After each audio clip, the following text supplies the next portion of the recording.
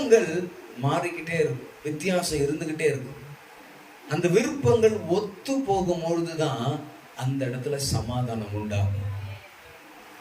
இது பிராக்டிக்கலாவே இது நியாயமான விஷயம் தானே.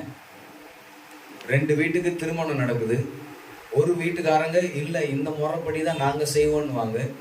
இன்னொரு வீட்டுக்காரங்க சொல்லுவாங்க இல்ல நாங்க இந்த முறைப்படி தான் செய்வோம்னுவாங்க.